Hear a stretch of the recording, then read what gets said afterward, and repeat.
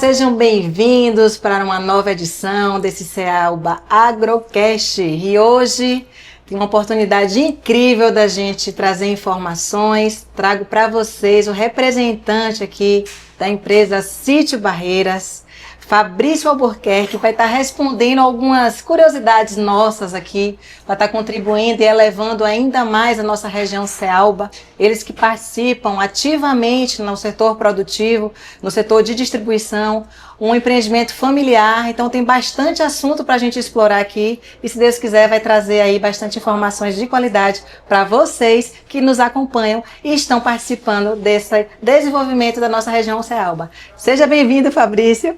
Vamos aqui hoje abordar um pouquinho, dessa construção, desse desenvolvimento. Eu queria que você falasse um pouquinho sobre o Sítio Barreiras. O que é o Sítio Barreiras?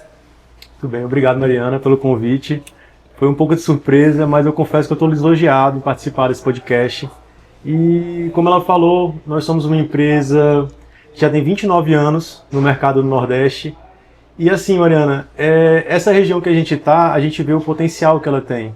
Nós chegamos aqui, salvo engano, há 8 anos atrás, e o quanto que essa região vem mudando. Na época que a gente ingressou aqui na região de Sátiro Dias, assim, a gente via muita dificuldade de mão de obra, dificuldade de pessoas com um certo nível técnico, como um serralheiro, alguém com torno. E hoje em dia a gente está sendo melhor atendido por essa comunidade. E acho que a gente peca de não levar isso um pouco para fora, porque nós temos muito a ensinar.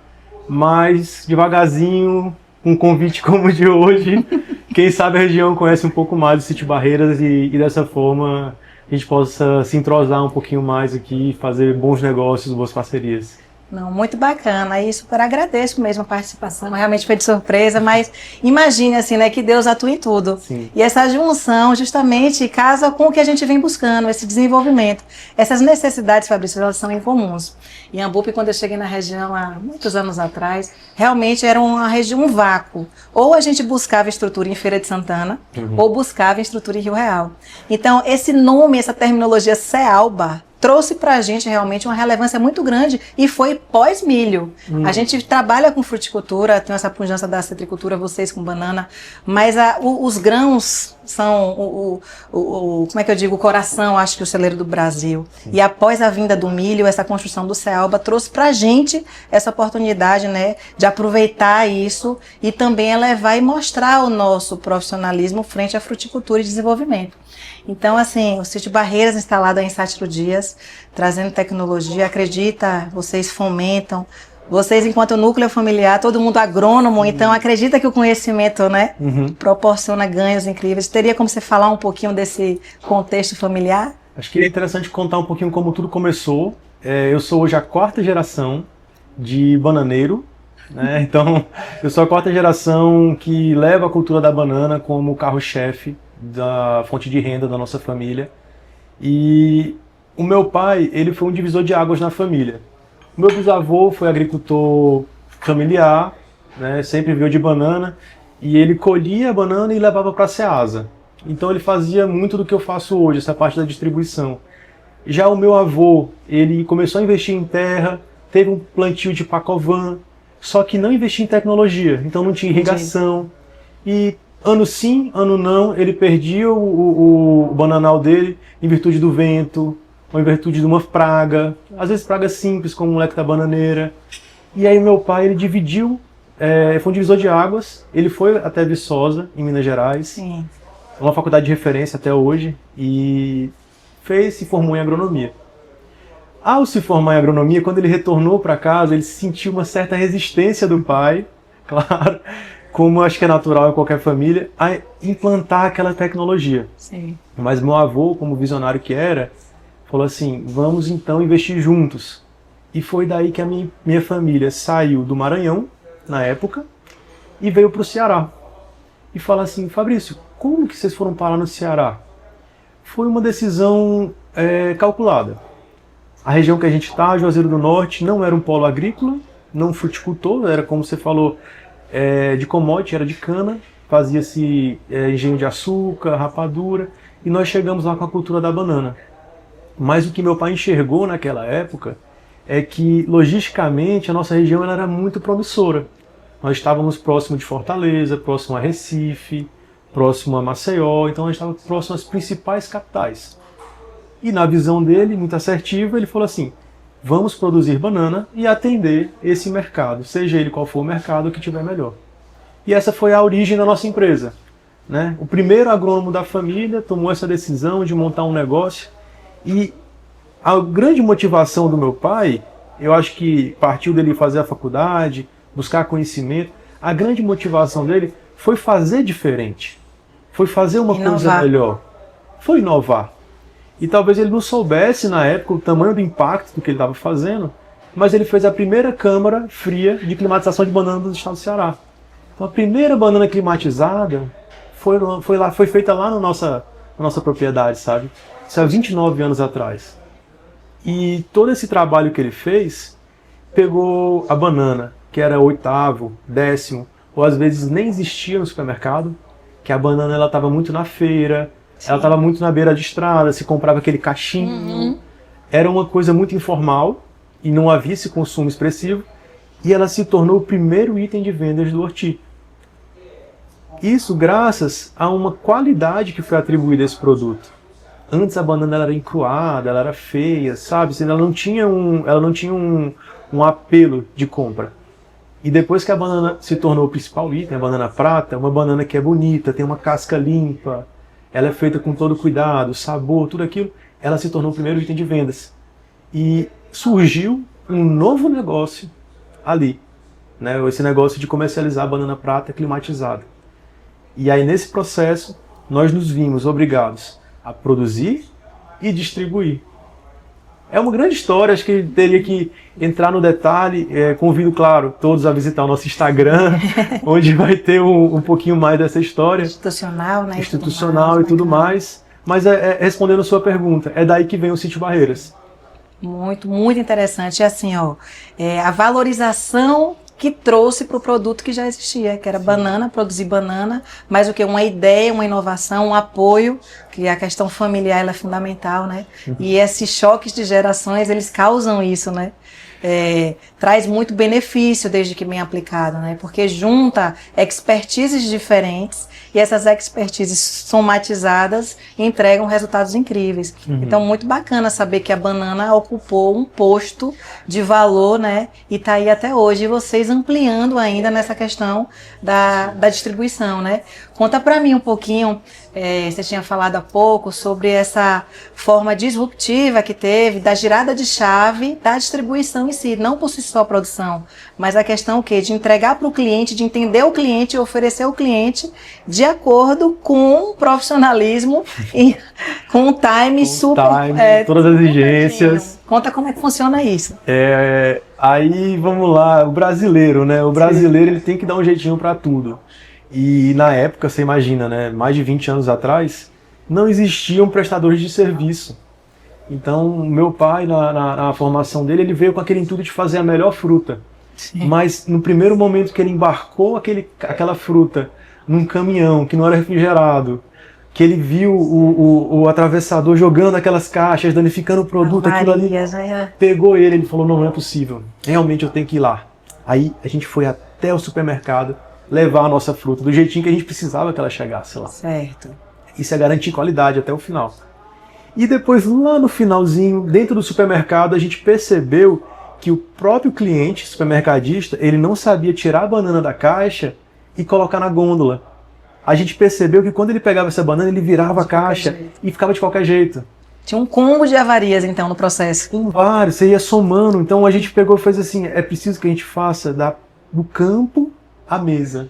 E daí a gente treinou promotores. Então hoje, nosso trabalho, né, essa virada de chave, foi quando a gente percebeu que a gente precisava fazer o serviço completo.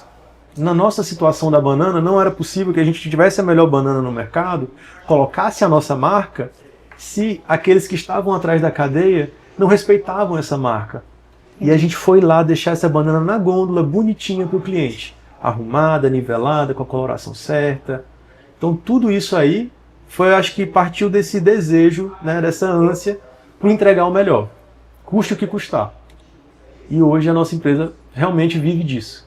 Parabenizo mesmo, isso é uma inspiração, né? O que aconteceu na banana, a gente tem que pegar de inspiração e trazer para essas outras Sim. frutas, né? Que para nossa região a gente tem maracujá, a gente tem a laranja, a gente tem o limão. Então, o que ter de espelho no melhor, o que é que a gente pode contribuir e trazer isso para uma realidade, né? Muito incrível. Agora, contar uma curiosidade que o bananeiro também é tomateiro. É verdade. Entender É verdade. como você traz essa também mais não vou dizer um choque de gerações, mas uma participação mesmo direta enquanto agrônomo formado, Sim. enquanto empresário rural e enquanto também entusiasta de outras cadeias produtivas, né? Entender que o tomate também pode fazer parte desse contexto. Como foi trazer isso para a sua realidade? Me conta. Olha, o tomate, ele veio da minha paixão já. Eu sempre fui apaixonado por tomate. Eu acho que é uma cultura linda, é muito desafiadora, eu adoro desafios. Intenso. Né? Intenso, é rápido, ele tem uma sensibilidade a diversas pragas. E o tomate, ele se coloca como o último desafio agronômico, eu acho que, no meu ponto de vista. E assim, o Sítio Barreiras, a gente tem tanta tecnologia embarcada que ao olhar para a empresa em si, eu falo assim, gente, se a gente faz banana da forma que a gente faz, talvez nós pudéssemos fazer um tomate que fosse ser o que a banana foi há 20 anos atrás. Aí é minha opinião, minha visão, eu vejo que o tomate hoje no mercado, similar um pouco com a laranja também, ele ainda não está naquele padrão que eu acho que todo mundo deveria comer tomate. Depois que eu conheci a cultura do tomate, o sabor, né, todas as propriedades nutricionais que ele tem, tudo aquilo que ele pode proporcionar, eu passei a enxergar diferente. E quando eu vou no supermercado, que eu vejo um tomate convencional na banca, que eu como ele pode estar até bonito, mas na hora que eu boto ele na boca, que eu sinto aquele sabor que não é, eu falo assim, gente, tem coisa melhor do que isso. Então isso se torna uma missão de vida, sabe? Você levar o melhor para o máximo de pessoas possíveis. E esse é o nosso sonho. Com tanta tecnologia, eu enxergo que é possível fazer um tomate melhor. Aí agora é questão de tempo, desenvolver esse cultivo. A gente está muito numa fase embrionária, tem 1 ano só. Uma estufa, né, de alta tecnologia. Sim, a gente conseguiu trazer uma estufa super tecnológica e essa estufa ela foi feita com base em muito estudo, de forma a fazer um tomate perfeito. Mas carece de muito aprendizado. Que é muito desafiador a cultura do tomate. E parabenizo a iniciativa mesmo, a forma de entrada, de planejamento, de espera para atuar nisso e fazer realmente todo o estudo, né, todo o conhecimento, né, embasado para atuar de uma forma a errar menos. Acho que o nosso agro ele precisa muito disso também, esse intelecto atuante, né, porque ainda é muito na tentativa e erro. Sim. E isso custa muito, não só para o produtor rural, mas para o consumidor. Você falou algo muito interessante, né, em relação à qualidade do tomate. Hoje você entende o tomate, mas quantos consumidores, né, que estão ali realmente comprando aquele produto não entendem que eles poderiam ter algo melhor? Sim. Né? Então, assim, isso é muito bacana, essa junção como um todo. Você falou também em relação ao Ceará, a questão logística favorecida, e o Cealba aqui também. Acaba que quando a gente imagina que a gente está próximo, né, a Salvador, está próximo a outras capitais, no aquífero, né, muito importante, porque a gente tem que ressaltar isso. Aqui a gente tem condições de se produzir diversas culturas. E isso que é empolgante no Cealba, assim, que eu sou apaixonada, até porque Iambupe, né, produzo aqui, tem toda uma raiz de carreira aqui. Mas a gente tem água, condições tecnológicas, condições ambientais, pessoas, empresas e entidades. Então, né, por que não? Por que não, né? Então, o que é que está faltando para mais, né?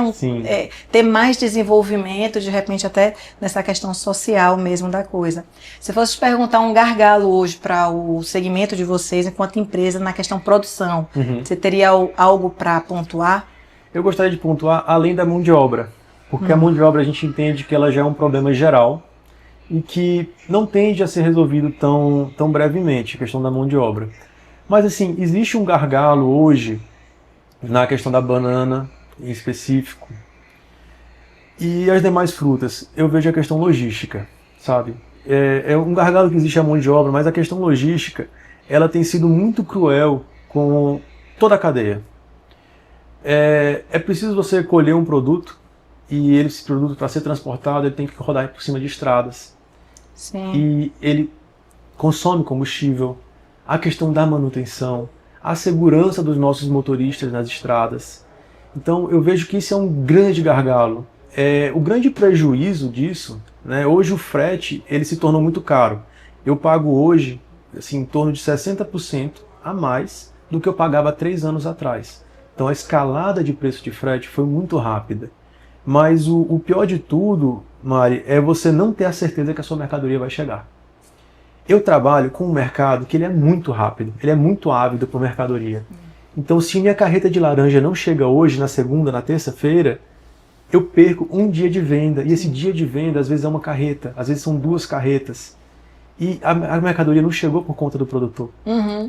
Ela não chegou porque o motorista não quis chegar, mas ela não chegou porque teve um acidente na rodovia, porque caiu uma ponte, porque teve uma fiscalização que não era esperada, ou porque uma documentação nova que foi exigida. Então é tão complexo você transportar de A a B no Brasil que isso se torna um grande gargalo. Esse é um fator assim, que a gente hoje pensa muito, sabe? A gente quebra muito a cabeça, abre um CNPJ aqui, um outro ali para poder facilitar esse trânsito, enfim, a gente é muito criativo para poder contornar essa dificuldade. Situação. Não, super entendo e foi muito assertiva essa fala mesmo. Os riscos a gente ainda consegue calcular alguns, né? E incerteza, a gente faz o quê? Assume prejuízos e com uma mercadoria, que a banana, ela é questão de 12 horas, eu já estou com ela comprometida. Então se a minha mercadoria era para chegar à noite, por algum motivo ela passou 12 horas parada e chegou de manhã, aquela mercadoria já está comprometida.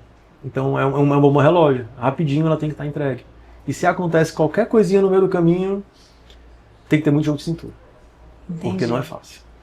Fabrício, eu super agradeço mesmo esse momento de fala seu, essa entrega aqui enquanto empresa, enquanto agrônomo, enquanto pessoa, enquanto atuante mesmo diretamente nesse cenário do agronegócio, e vocês enquanto empresa aí levando a nossa região, vocês produzem aqui próximo, aqui em Sátiro Dias, com muita tecnologia, esse momento de fala. Eu queria entender assim, e de agora em diante, o que é que vocês estão planejando assim para o Sítio Barreiras? Eu sei que vocês construíram isso ao longo de quase 30 anos, estão aprimorando ainda mais, apostando no tomate.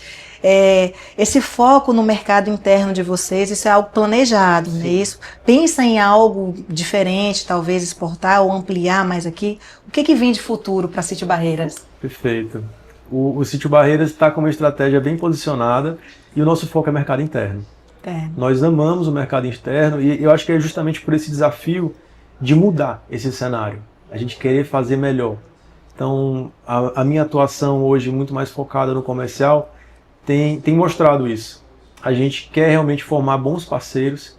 Então, o Sítio Barreiras hoje está focado em tirar esse selo da banana, porque quando vem o Sítio Barreiras, banana. Sim. Falei, gente, não é mais banana, não é mais só banana. Né? Hoje, laranja, eu tenho filiais comerciais que vendem mais laranja do que banana. Então, realmente, o nosso trabalho foi aquele assim, eu tenho o produtor Sítio Barreiras, e eu faço esse trabalho de levar a mercadoria da melhor forma possível e colocar para o consumidor. Por que eu não posso fazer isso com a laranja? Já que eu consegui fazer com a banana, que é mais difícil, eu posso pegar essa laranja e entregá-la da melhor forma. Tenho feito isso com a pitaia. Então, assim, a pitaia é uma coisa que eu nunca imaginei vender pitaia. Mas a cadeia da pitaia estava tão comprometida que era um produto relativamente sensível. Então, ela passava na mão de um atravessador que ia para uma ceasa que ia bater no supermercado e ela não chegava lá com a qualidade. Hoje a gente faz exposições de pitaia que são imensas, porque ela tem venda. Antes ela ficava só na geladeira. Sim, sabe, no supermercado você tem a geladeira? Sim. Tem um ditado que a gente fala no comercial que é o seguinte, produto na geladeira não vende. O consumidor, ele vai na geladeira, ele olha e passa. Ele não abre a geladeira para pegar. Entendi. E a pitaia estava parada ali embaixo. E a gente enxergou esse potencial e agora, tipo assim, pitaia, a gente vende carreta de pitaia e vende a pitaia como se vende manga. Tem loja que vende mais pitaia do que manga. E, gente, quem que come pitaia? Manga a gente come há quantos anos que a gente come manga? E a pitaia apareceu agora, sabe? Inovando mais uma vez, né? Isso, é uma coisa que a gente fazia na banana, a gente quer fazer para as outras frutas. Então, nosso caminho agora é esse. Temos muitos parceiros hoje no abacaxi, que, nossa, é muito bom trabalhar abacaxi, que é o pequeno agricultor, é gente que, tipo assim, tem um contato diferente, não são empresas grandes, então tem um contato pessoal. A laranja a gente tem crescido, tem feito novos parceiros, a gente está buscando muito. Tangerina também. Então a gente tem ido para fora, a gente tem ofertado o que a gente tem de melhor agora. Antes a gente queria meio que vender isso só, não, agora a gente está ofertando mesmo. A gente quer botar à disposição do produtor aquele mercado de Fortaleza, aquele mercado de Recife. Né? É o produtor pensar em instalar. Essa é mais ou menos a nossa visão hoje. Entendi. Não, incrível, incrível. Muito obrigado pela fala. Preciso ressaltar que esse agronegócio, ele é familiar. Ele já veio, né, de longas datas, mas que Fabrício também já está aí com seus sucessores. Então, são 3 filhos já que provavelmente, logo em breve, também estarão aí atuando nesse lindo segmento. E é incrível, né, o quanto a nossa vida profissional e pessoal, ela se conecta nesse ambiente do agronegócio e todo mundo vive bem, vive feliz e com propósito, né?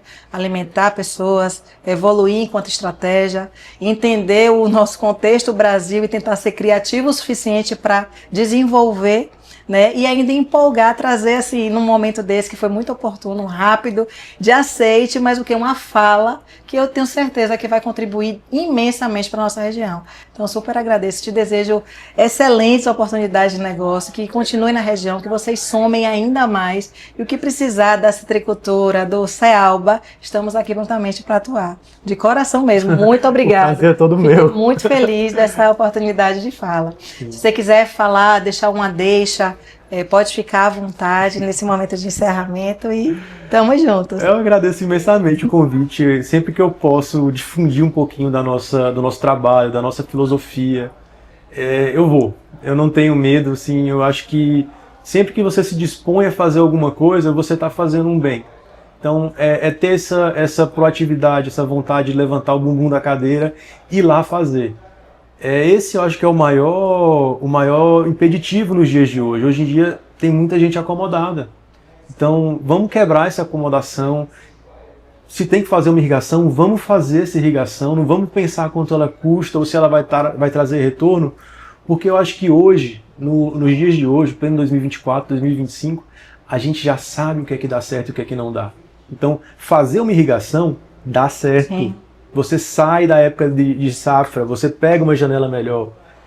Usar um biológico também dá certo, é barato, ele não tem resíduo, ele vai trazer um benefício. Então acho que é crer um pouco mais, principalmente nos conhecimentos técnicos que a gente já tem, e botar a cara. Bota a cara para o mercado, vai lá fazer, tenta, faz teste pequeno, vê até onde dá o caixa, mas faz. Quanto mais pessoas fazem, mais a gente tem. E nunca vai sobrar. Porque o que eu vejo no mercado tá faltando gente para comer. É o seguinte, o pessoal não está comendo laranja porque tem uma bolacha recheada, mais barata. Não está comendo laranja porque a televisão está mostrando outra coisa. Então, assim, o nosso papel enquanto produtor é garantir que esse produto esteja lá e ele esteja bom, ele esteja apetitoso, vendável, que eles queiram isso. Cada vez mais a gente fazer uma comunidade. Para encerrar a minha fala, eu gosto muito da questão das folhagens. Alface, rúcula e tal. Para pensar, quando foi a última vez que você comeu uma salada, sabe? A maioria da população não come salada da forma que come. Mas quem come um alface bem temperado, um alface crocante, um americano, quer comer sempre. Se ele tivesse à disposição vira dele, hábito. Então imagina o quanto mais poderia ser vendido alface. Se pode ser vendido mais alface, por que não pode mais ser produzido? Então quantas pessoas não poderiam produzir mais alface? Então eu olho muito para isso.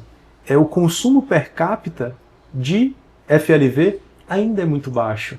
Então a gente não pode ter medo de produzir, porque quanto mais a gente produzir, mais a gente vai ofertar e mais pessoas vão comer. Isso a gente fala com em dados tipo na Europa, consumo per capita de FLV é muito maior. Nos Estados Unidos é muito maior. O Brasil, que é o celeiro do mundo, é baixo, gente. A gente tem que comer muito mais FLV. A gente tem que se alimentar muito melhor. Isso que é a minha visão para o futuro. Entendi. Super assertiva, né? É uma visão com propriedade, né? De fala e vem coletando os dados isso aí dentro de uma empresa, de um segmento e parabenizo novamente toda essa atuação e a participação mesmo, viu? Obrigado mesmo. Até a próxima. Até a próxima. Pessoal, estamos encerrando aqui esse episódio do Agrocast. Em momento de fala, Fabrício Albuquerque, representando a empresa Sítio Parreiras e trazendo muita informação de qualidade. Muito obrigada e até a próxima. Até a próxima.